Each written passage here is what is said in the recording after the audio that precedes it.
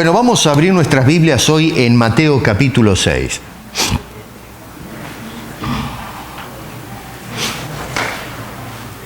Y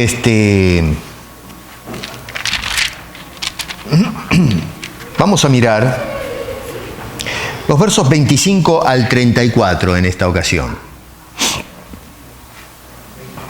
Capítulo 6 de Mateo, versos 25 al 34. Lo voy a leer porque es interesante lo que plantea el Señor. Hoy voy a hablar acerca de la ansiedad exagerada, ¿no? El título es terminando con la ansiedad exagerada o fuera de lugar o descontrolada. Dice, por tanto os digo, no os afanéis por vuestra vida, qué habéis de comer o qué habéis de beber, ni por vuestro cuerpo, qué habéis de vestir. ¿No es la vida más que el alimento y el cuerpo más que el vestido? Mirad las aves del cielo, que no siembran, ni ciegan, ni recogen en graneros, y vuestro Padre Celestial las alimenta. ¿No valéis vosotros mucho más que ellas? ¿Y quién de vosotros podrá, por mucho que se afane, añadir a su estatura un codo? Y por el vestido, ¿por qué os afanáis? Considerad los lirios del campo, cómo crecen, no trabajan ni hilan, pero os digo que ni aun Salomón con toda su gloria se vistió así como uno de ellos. Y si la hierba del campo, que hoy es y mañana se echa en el horno, Dios la viste así, ¿no hará mucho más a vosotros, hombres de poca fe? No os afanéis, pues, diciendo, ¿qué comeremos, o qué beberemos, o qué vestiremos? Porque los gentiles buscan todas estas cosas, pero vuestro Padre Celestial sabe que tenéis necesidad de todas estas cosas. Mas buscad primeramente el reino de Dios y su justicia, y todas estas cosas os serán añadidas. Así que no os afanéis por el día de mañana, porque el día de mañana traerá su afán. Basta a cada día su propio mal. Padre nuestro, te rogamos que bendigas tu santa palabra a nuestros corazones y te lo pedimos en el nombre precioso de Cristo Jesús. Amén. Dice un entendido, y voy a continuar, el otro día empecé hablando acerca de las preocupaciones, y hoy quiero hablar un poquito acerca de la ansiedad. Y este señor, que entiende acerca de estos temas, dice que, lo voy a leer, en los trastornos de ansiedad no existe un peligro real. Está hablando de ansiedades exageradas, ¿no? Dice, sino una interpretación exagerada o errónea de una situación determinada, y del peligro que plantea. No hay ninguna duda de que el problema que plantea Jesús en estos versículos, creo que todos acá podemos estar de acuerdo, es el tema del afán. ¿Es así o no? Creo que basta con mirar ahí, por ejemplo, los versículos 25, verso 31, verso 34, 3 veces, no una, no dos, sino 3 veces, repite la misma frase que es, no os afanéis. Así que obviamente el Señor tiene en mente una situación que muchas veces se da en la gente con este problema. Ahora yo quiero que hablemos un poquito acerca de semántica, es decir, lo que es la interpretación de palabras. Eso significa ese término. Y resulta que esta palabrita que aparece acá, afán, y esto síganme porque es importante, esto les va a llevar a una conclusión. Esta misma palabra que aparece acá la utiliza el apóstol Pedro en su primera carta, en el capítulo 5, versículo 7. Es el mismo término, merimnao, para los que están interesados. Y nos dice en el verso 6 y verso 7, humillaos pues bajo la poderosa mano de Dios, para que Él os exalte cuando fuese tiempo, echando toda vuestra ansiedad. Así es como se traduce, ansiedad sobre Él, porque Él tiene cuidado de vosotros. Acuérdense que esto es una traducción, pero en el original, en el griego, la palabra que se traduce como afán, las palabras de Jesús, es exactamente la misma que utiliza Pedro en su primera carta en el idioma griego. Vuelvo a repetir, en nuestras traducciones aparecen, las que tienen la Reina Valera, es afán y ansiedad, pero es el mismo concepto. Si nos vamos para atrás al Antiguo Testamento, el salmista también la utiliza. En el capítulo 55, verso 22, dice lo siguiente: echa sobre Jehová tu carga, es decir, ansiedad, y Él te sustentará.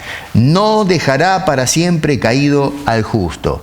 Otra vez, esta es una palabra hebrea, es yehab, y lo que hacen los traductores, que se conoce como los 70s, entonces agarran y traducen el hebreo al griego, que es la Biblia que se utilizaba o que usaban nuestros intérpretes del Nuevo Testamento. Y bueno, esa palabra que traducen del hebreo al griego es justamente la que está utilizando Pedro y la que está utilizando Jesús en este sermón. Así que una vez más, tomen nota entonces que el salmista nos dice: echa sobre Jehová tu ansiedad. Pedro nos dice: humillaos bajo la mano de Dios, echando toda vuestra ansiedad sobre Él. Y ahora Jesús nos dice 3 veces: no os afanéis. En otras palabras, no estén ansiosos. ¿Se dan cuenta? Porque es importante el estudio de esta palabrita. Nos da un poco de orientación. Y va metiendo los martillazos al clavo para que entren en una forma sólida. Ahora hay otra cosita. Esta palabra, al mismo tiempo, tiene relación con otra, que etimológicamente significa más o menos poner la vista en un montón de cosas. Yo no los quiero marear ahora con todo esto, pero es más o menos para darles una orientación. Y nos ayuda entonces a meternos en la mente de la sociedad de aquel entonces para comprender qué querían decir cuando usaban este concepto. Porque puede ser que hoy día, cuando usamos el término, en fin, tengamos otras ideas más motivadas por la conciencia psicológica o médica en la actualidad. Pero en aquel entonces, cuando hablaban de este término, estaban haciendo referencia de una persona que apartaba la vista de algo específico y se distraía con un montón de cosas. Más o menos a eso apunta la etimología o la raíz de la palabra. Ahora, para entender un poquito, entonces todo esto, para atar los cabos, lo que está aparentemente diciéndonos Jesús es que cuando nosotros apartamos la vista del Señor, de Dios, y empezamos a poner la vista en todos los problemas de la vida y nos concentramos en ellos exclusivamente, eso produce agitación en nuestras emociones, produce un estado de ansiedad. Nos afanamos por esas cosas que en realidad no son grandemente importantes, como nos dice el contexto, ¿no? Ahora, noten ustedes que para entender y para poder darle una explicación lógica y razonable a las palabras de Jesús, tenemos que agarrar todo esto y ubicarlo en el contexto mayor en que encajan estas cosas. Es un sermón el que tenemos en Jesús. Noten ustedes que el verso 5 dice: por tanto os digo. Vale decir entonces que, otra vez, cuando dice por lo tanto, les digo esto, hay algunas cosas precedentes que el Señor estaba indicando para preparar a la audiencia a escuchar esto que les está diciendo que acabamos de dar lectura. Y nos tenemos que ir prácticamente, pienso yo, hasta por lo menos el verso 16. Pasemos revista rápido a esto, porque nos va a ayudar. Por ejemplo, noten ustedes que en el verso 16 en adelante nos está llamando a ser honestos en nuestra práctica religiosa. Dice: cuando ayunéis, no seas austeros como los hipócritas. Y entonces explica todo lo demás. Es decir, no tratemos de ponernos una máscara, de aparentar ser devotos a Dios. No, tenemos que ser honestos, tenemos que ser sinceros. La segunda cosa, en los versos 19 y 20, Jesús nos llama a invertir en el cielo, no en las cosas de la tierra. Dice: no os hagáis tesoros en la tierra, verso 20, sino haceros tesoros en el cielo. Lo demás es una evaluación o una elaboración de ese principio que presentan esos 2 versos o esas 2 frases. Nos llama también a poner la mira en la devoción sana a Dios. Versos 22 y 23. La lámpara del cuerpo es el ojo, así que si tu ojo es bueno, es decir, si lo que miramos es bueno, todo tu cuerpo irá en esa dirección, es decir, vamos a estar llenos de luz. Pero si nuestro ojo mira lo equivocado, y bueno, mi querido, nuestra vida espiritual va a ser una vida oscura, ténebre, una vida lúgubre. Y luego, por supuesto, nos llama a ser leales a Dios. Versículo 24. Ninguno puede servir a dos señores. No se puede. No podemos servir al mundo y servir a Dios al mismo tiempo. Y eso es lo que explica el Señor en estos versos. Por lo tanto, ahora sí, verso 25 dice, os digo, no os afanéis. Van agarrando la onda, cómo se desarrollan las ideas. Así que es importante poner estas palabras de Jesús en todo el cuadro de su sermón para ver a dónde nos quiere llevar y de dónde nos trae de la mano el Señor en estas palabras. Así que es precisamente cuando nosotros fallamos en esos 4 puntos que acabo de enumerar es que nosotros caemos en la ansiedad. ¿Se dan cuenta? Nos afanamos porque perdimos de vista estos 4 pilares que plantea Jesús a la audiencia en este precioso sermón. Ahora déjenme decirles una cosa, ¿no? La ansiedad en sí no es malo. La ansiedad es uno de los mecanismos de la psiquis que ha puesto Dios o ha implantado en el hombre cuando lo creó. Y si Dios lo puso ahí, por algo es. Cumple un propósito definido. Y en este caso, en un sentido, es un fenómeno que se da en nosotros, o un mecanismo que nos pone en alerta cuando estamos en algún peligro dado. Empezamos a sentir esa palpitación, esa ansiedad, que es una especie de alarma, si me lo permiten poner de esa manera, para que no solamente nos apercibamos del asunto, sino que podamos adquirir un curso de acción para no caer en la trampa de ese peligro que podemos encarar. Jesús acá se está refiriendo a la ansiedad que es el resultado de no tener confianza en Dios. La ansiedad que se produce cuando nosotros no estamos seguros de los cuidados divinos sobre sus hijos. Cuando tenemos, en fin, la duda y en última instancia incredulidad, que es un pecado de calibre mayor. Porque en definitiva, todo esto al fin de cuentas lo podemos sumarizar en el pecado de la incredulidad. No creemos que Dios primero esté interesado en mi problema y número 2, que realmente si no está interesado vaya a actuar en una manera definida para resolverme ese problema que estoy teniendo. En este caso, en el contexto, es la manutención, es decir, el poder tener las cosas necesarias para poder subsistir. Así que, por ejemplo, si miramos ahí en el versículo 23, en la segunda, 32, versículo 32 en la segunda parte dice, vuestro Padre sabe que tenéis necesidad de todas estas cosas. Ahora, ¿qué pasa? Que la persona que tiene ansiedad agarra estas palabras de Jesús y las pone en duda. Dice el Señor, Dios sabe que tienes necesidad, pero dentro nuestro, por alguna razón, decimos, no creo que Dios tenga necesidad. Por lo tanto, entonces comienza a preocuparse en una forma totalmente desencajada o desmedida y, como dije, pecaminosa en última instancia, por las cosas de la vida. Dice el verso 25, que vamos a comer, que vamos a beber, qué ropa nos vamos a poner, es decir, cómo vamos a estar cobijados, de qué manera vamos a estar refugiados cuando tengamos que hacerle frente a la vida de todos los días.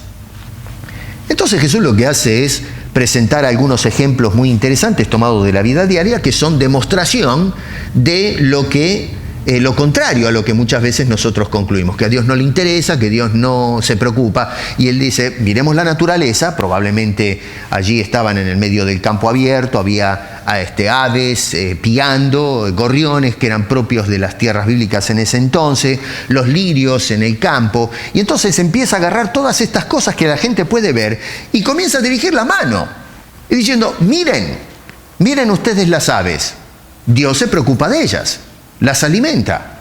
Miren los lirios, Ni siquiera Salomón logró vestirse como uno de ellos. Así que les está mostrando que el argumento de la duda no tiene fundamento, es irrazonable, porque la misma creación nos está dando las evidencias de que sí Dios está preocupado, que Dios está inmanente en la creación, que Dios está metido y está cuidando en una forma soberana y providencial de su bendita creación. Entonces el asunto no es que Dios está en falla, el asunto es que estamos nosotros en falla, de dudar por no mirar las evidencias que Dios ha puesto a nuestro alrededor. Bárbaro. Pero ¿y cómo combatimos la ansiedad? Muy lindo lo que dice Jesús, pero cuando nos abordan las preocupaciones de este tipo, cuando tenemos las palpitaciones, ¿qué pasos podemos dar para que nosotros entonces podamos lidiar con este problema? Que por cierto, en la actualidad es más común de lo que la gente piensa, ¿no? Bueno, en primer lugar, siguiendo las palabras de Jesús, podemos extraer algunos consejos sabios. En primer lugar, tenemos que tener confianza en Dios. ¿Suena fácil eso? ¿Suena muy simple? Hay personas que dicen, me siento con una ansiedad tremenda.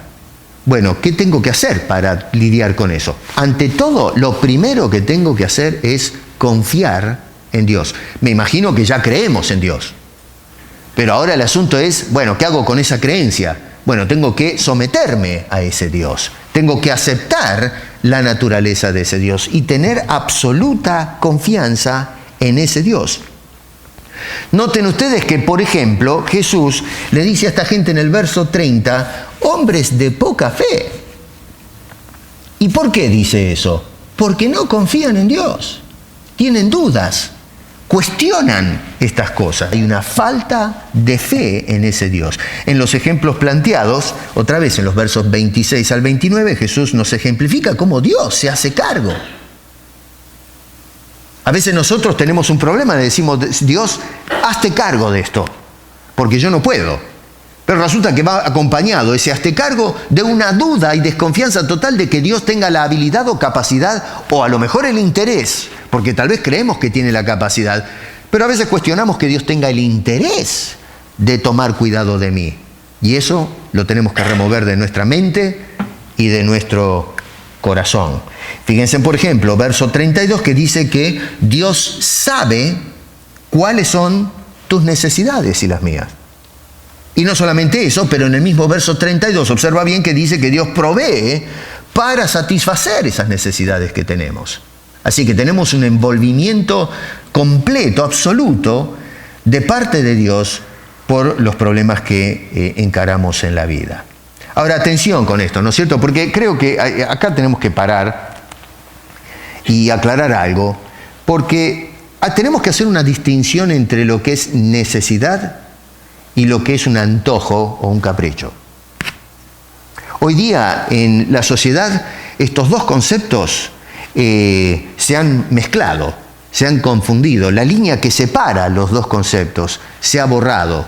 Y entonces la gente para hoy, cuando hablan de un capricho, dice, necesito esto. Y resulta de que no es una necesidad. Ya lo he dicho muchas veces, ¿eh? Nosotros no tenemos necesidad de comprarnos el auto más caro que hay en el dealership. Tal vez necesitamos un 4 ruedas, le decimos en mi tierra, pero no necesitamos el auto más caro del mercado. Eso es un capricho, es un antojo. Así que cuidado con esto. Cuando, una persona tiene sed, no dice, tengo necesidad de tomarme una damajuana de vino. No, perdóname, ese es un antojo de tomarte el vino, porque tendrás algunos problemas. Pero la necesidad es de beber agua para satisfacer la sed. Otra vez, notamos que, y esto lo podemos ampliar en casi todas las decisiones que hace la sociedad contemporánea. Cuidado con esto, tenemos que ser honestos, tenemos que diferenciar entre lo que es una necesidad y lo que es un capricho o lo que es un antojo, porque de lo contrario no vamos a poder lidiar con el problema de la ansiedad debido a que no tenemos los valores correctos. Cuando nosotros hablamos de necesidad, estamos hablando o estamos haciendo referencia en la carencia de algo que es imprescindible para nuestra subsistencia. De tal forma que, si yo no tengo ese algo, la vida se me hace dificultosa o en el peor de los casos se me hace totalmente imposible. Por lo tanto, entonces hay una necesidad. Tenemos necesidades sociales, podemos hablar de necesidades biológicas, podemos hablar a lo mejor de, qué sé yo, necesidades de carácter educativo. Si queremos una sociedad fructífera, tenemos que educar a nuestros chicos. Eso es una necesidad. Si no prescindimos de estas cosas, la sociedad va para cualquier lado. Y en cuanto a nuestras personas, necesitamos el aire, necesitamos alimentarnos, hay que vestirse, hay que tener una casa. En este clima no se puede dormir a la intemperie. Eso fue tiempo del jardín del Edén, pero ahora el que duerme afuera la pasa mal. Esas son necesidades básicas. El problema entonces es que a menudo se cree que tenemos necesidades que en realidad nunca lo fueron. Y acá tenemos que parar, mi querido hermano y hermana, porque muchas veces hoy hemos sido distraídos por la sociedad y una sociedad de carácter consumista, donde nos dice, tú necesitas esto, y se bombardean las pantallas de televisión con propaganda diciendo, usted tiene que tener esto. Este fenómeno que hemos hablado ya del iPhone, ¿no? Yo tengo uno que es del año de la escarapela. Y bueno, a ver, esta es una expresión que decimos de antes, ¿no? El tiempo antiguo. A veces se me escapan esas expresiones que no todos las conocen. Y es un viejo, es un teléfono viejo. Me dicen que ya eso es arcaico. Para mí me funciona. Funciona. Usted lo ve y parece nuevo. Así que mientras yo apriete los botones y me comunica con el que está del otro lado y la persona haga lo mismo, es un teléfono que funciona. Es una necesidad hoy día en esta sociedad para mantenerse al contacto y, en fin, vivimos en otro tiempo. En los tiempos de Jesús no se necesitaba un iPhone. La gente vivía cerca, se hablaban y qué sé yo. Hoy día estamos en otro mundo. Pero, mi querido, no hay necesidad de ir a comprarse un iPhone de $900. No sé cuánto valen ahora. Por favor, eso no es una necesidad. Eso es un capricho, eso es un antojo. ¿Quieres un antojo? ¿Saciar el antojo? Bueno, be my guest. Pero cuidado, eso no es una necesidad. Hoy día nosotros tenemos esa ansiedad, ese afán por querer tener ese producto último momento. Yo tengo que tener ese asunto. Y vivimos angustiados y trabajamos y juntamos plata porque yo me tengo que comprar el último calcetín, el último pantalón, la última chaqueta, el último teléfono, el último televisor. Y bueno, mi querido, si esa es nuestra manera de pensar, no tenemos solución al problema. Tenemos que vivir corridos por la ansiedad. Y el Señor nos está dando la respuesta para resolver este problema. Así que cuidado con esto. Muchas veces estamos enfocados en cosas que no son necesarias y pasamos por alto lo que es más necesario y fundamental, que es la salvación que Dios está disponiendo para tu vida y la nuestra, ¿no es cierto? La de todos. Dios, cuidado, promete saciar o satisfacer nuestras necesidades. No dice que está prometiendo satisfacer nuestros caprichos. Jamás en la Biblia dice eso. Y esto entra en tono con la teología contemporánea de que si nos acercamos a Cristo, Él nos va a suplir todo lo que nosotros queremos o lo que no se nos antoja. Jamás la Biblia dice semejante cosa. Dios se encarga de tus necesidades, pero no de tus caprichos o de tus antojos. Cree en esto porque eso te va a ablandar ese estado de ansiedad que muchas veces se vive en esta sociedad paranoica en la que estamos viviendo. Número 2, tenemos que asumir una actitud responsable. Fíjense, en verso 33 dice, buscad primeramente. Buscad. Y luego primeramente. Vamos a mirar esas dos frases, esas dos palabras separadas. Los gentiles, nos dice ahí el Señor en el versículo 32, también buscan. ¿Lo ven eso? Síganme con sus Biblias. Jesús dice que los gentiles buscan, pero buscan lo que no es necesario. El Hijo de Dios busca lo que es necesario para su vida, pero el hombre gentil se afana. Para el gentil lo que mueve este mundo es la plata, el dinero. Sin plata, mi querido, te comen los piojos. No tenés dónde caerte muerto. vas a comer el hilo del chorizo, ¿no es cierto? Lo que queda, lo último, ¿cómo se llama? La cola del jarrón. Así que con plata, mi querido, se mueve este planeta. ¿Y qué hacen entonces? Que, convencidos de esa mentira, comienzan a matarse trabajando, gastan horas y horas produciendo dinero, porque están convencidos que el dinero es lo que mueve el mundo. ¿Y qué sucede? No tienen tiempo con la familia. No tienen tiempo con la esposa, no tiene tiempo con los hijos, los sentamos en el televisor, adelante del Nintendo, y qué sé yo, a veces los mandamos por otro lado. Yo me acuerdo una vez, déjenme que les cuente algo que es anecdótico, ¿no?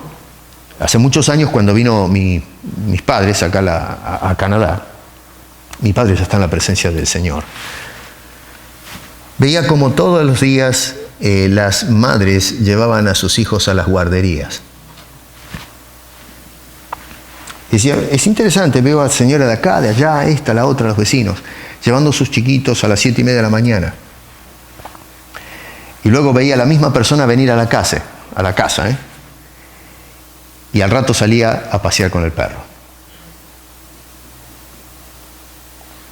Y saben que eso se me clavó a mí. Y pensé, esa es la sociedad que nosotros hemos construido. Nos sacamos a los chicos de encima, pero le damos tiempo al perro para sacarlo a pasear por el parque. Ese es el mundo que construimos y esa es la sociedad que pensamos es la sociedad perfecta. O por el hecho de querer ganar dinero, empieza a actuar en una forma inescrupulosa, empieza a estafar, mentir, robar, se delinque, hace una cantidad de cosas, se abusa del otro y todo en definitiva es para agarrar plata. ¿Por qué? Bueno, porque estamos convencidos que la plata es lo que mueve al mundo. No, mi querido, es Dios el que mueve al mundo, no la plata. Y un hijo de Dios deja de estar afanado cuando entiende en una forma clara que entonces no es el dinero, sino Dios, el Señor, el que mueve las cosas. Y es el que, en determinadas circunstancias, el que va a mover las cosas para satisfacer nuestras propias necesidades. Ahora, siguiendo adelante, nosotros tenemos, sin embargo, que buscar. Y Dios entonces provee. Cuando dice buscad primeramente, está diciendo que hay entonces una segunda cosa. Tenemos que buscar. Noten ustedes en el verso 33, dice que bien digo, mas buscad primeramente el reino de Dios y su justicia y todas estas cosas, y esto nos lleva otra vez, estas cosas, es a lo que dice de el alimento, la comida, la bebida, el vestido, todas estas cosas, mientras estamos buscando a Dios, dice, os serán añadidas, pegadas o sumadas a las cosas que tiene Dios para otorgarnos. Cuando dice, por ejemplo, entonces, buscad primeramente, esa palabra primeramente lleva implícita lo que es segundo, ¿o no? Porque de lo contrario diría, busquen el reino de Dios y punto. Pero Jesús dice, primero busquen a Dios, pero luego hay otra búsqueda.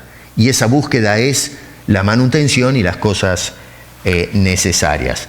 Ahora, noten que, y lo que nos prueba aquí en los ejemplos que da Jesús, es que Jesús dice que Dios provee el alimento a los animales, pero nosotros nos vemos que, por ejemplo, los pajarillos están todo el santo día allí piando en la rama y caen las lombrices del cielo, o salen de la rama de abajo de sus pies.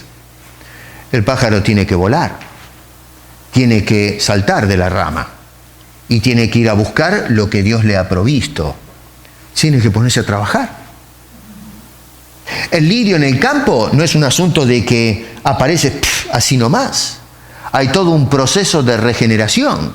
Va creciendo, se va alimentando de los nutrientes de la tierra. Hay ciertos procesos, ¿no es cierto?, internos en la planta a nivel celular o más atrás todavía molecular, ¿no?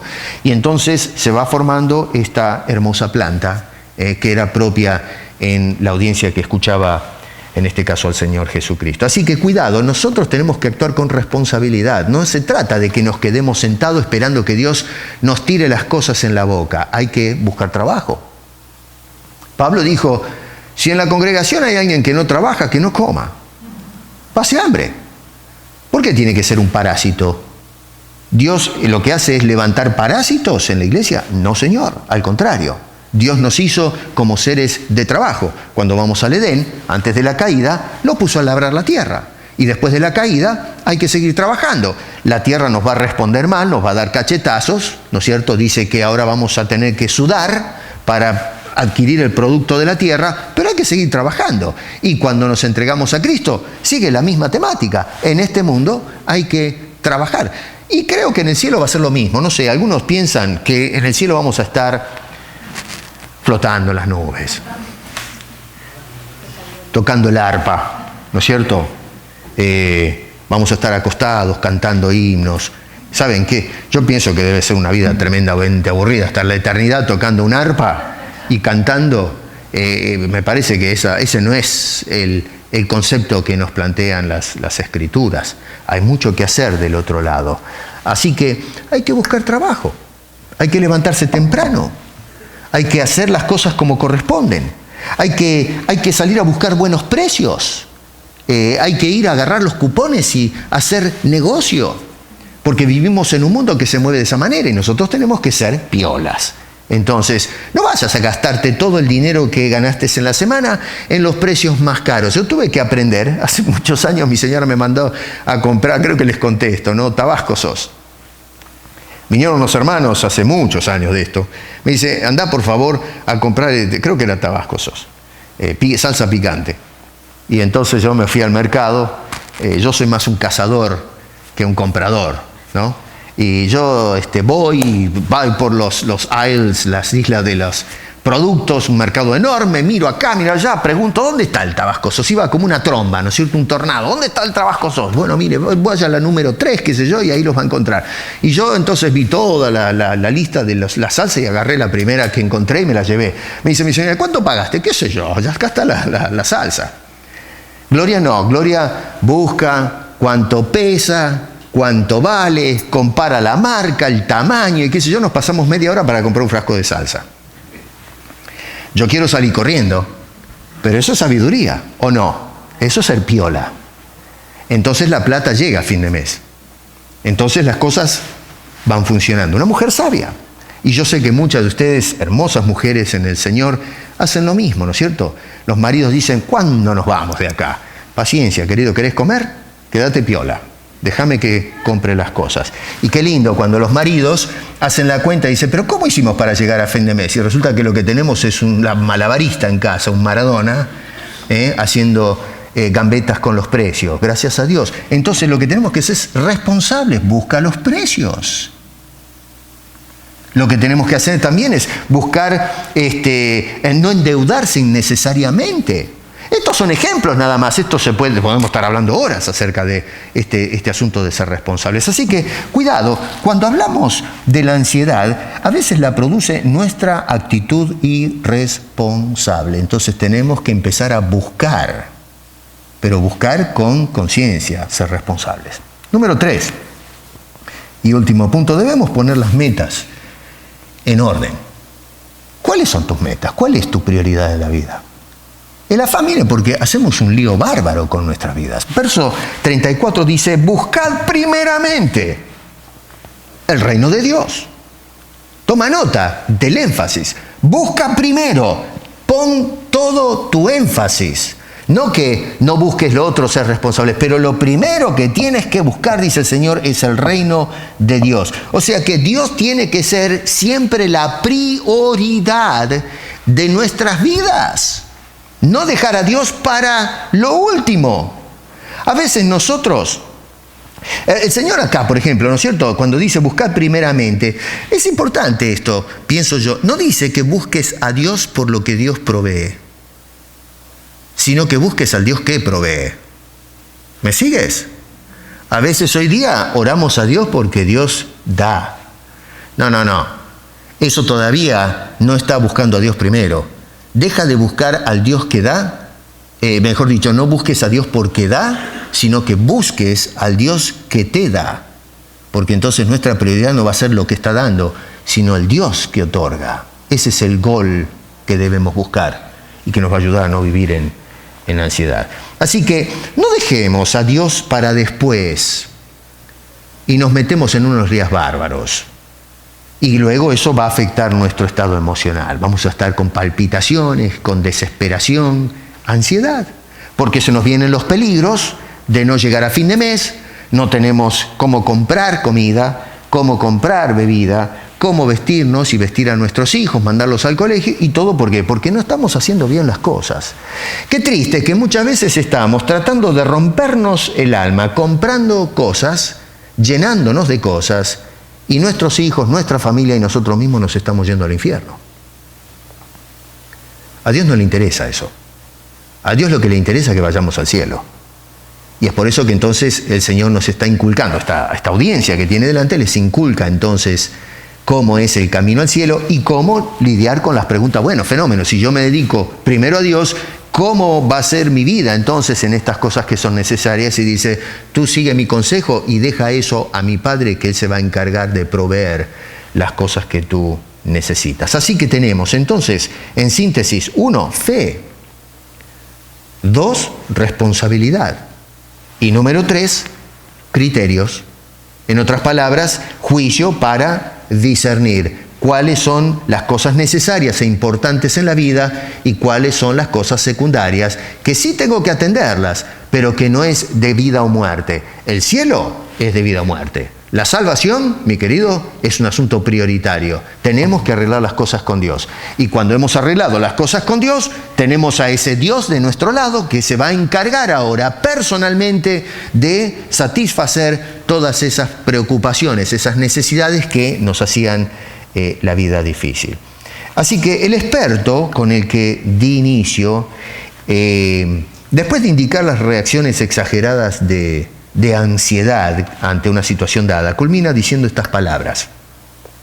La respuesta de ansiedad es inapropiada y, en vez de proteger de un peligro real, impide actuar de un modo eficaz. Hermano y hermana, Cristo quiere que tú actúes de un modo eficaz. Y es por eso que nos da estos consejos, no solamente a la audiencia que tiene aquí delante nuestro, pero ahora por revelación, inspiración, se nos comparte este principio tan importante que nos da la palabra de Dios. ¿Estás ansioso? ¿Te estás afanando? ¿Se te hace difícil la vida porque tienes ahí una cantidad de cosas? Bueno, revisa qué es lo que está pasando ahí. ¿Será que a lo mejor no estamos administrándonos bien? ¿Será que a lo mejor nos metimos en este lío? ¿Será que a lo mejor desconfiamos de Dios? ¿No creemos que Dios está interesado en mí? Bueno, Jesús mismo te está diciendo, no te lo digo yo, Jesús lo está diciendo, eso lo hemos visto, que Dios está preocupado y Él es el que va a satisfacer nuestras necesidades. Vuelvo a repetir, no nuestros caprichos, nuestras necesidades. Caprichos, asunto que no tiene nada que ver con las cosas del cielo. Y entonces el Señor nos dice, como dice anteriormente, es invierte, dice, compra los tesoros en el cielo. Allí es donde tenemos que hacer el tesoro, no en las cosas de la tierra. Y entonces verás que puedes respirar mejor, menos palpitación, menos temores, vas a vivir una vida relajada y en contentamiento con lo que el Señor fielmente provee para sus hijos. Y lo tenemos evidenciado en cómo trata la naturaleza y de la misma forma y con más razón va a tener cuidado de cada uno de nosotros. Y por sobre todas las cosas, la salvación en Cristo Jesús, que es lo más importante. Vamos a orar entonces y te deseo lo mejor en esta semana. No vivas ansioso, confía en tu Dios.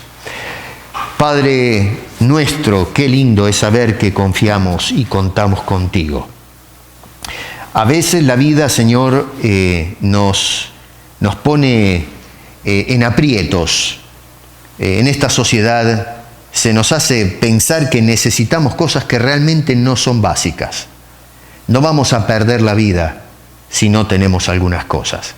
A veces tenemos que abrir nuestras casas y hacer garage sale para remover lo que ya no hace falta, lo que ocupa espacio, y eso es indicio de que hemos comprado demasiado, Señor. Ayúdanos a ser responsables, ayúdanos a tener los ojos clavados en ti, el proveedor, y de esa manera, Señor, empezaremos a disipar nuestra ansiedad. Gracias por encima de todo, por el reino de los cielos, lo que buscamos primero, la salvación en Cristo Jesús. Y prepáranos, Señor, para que vayamos de paso hacia aquella patria que tienes preparada para cada uno de tus hijos. Bendícenos, Señor. En el nombre de Cristo Jesús elevamos esta oración. Amén.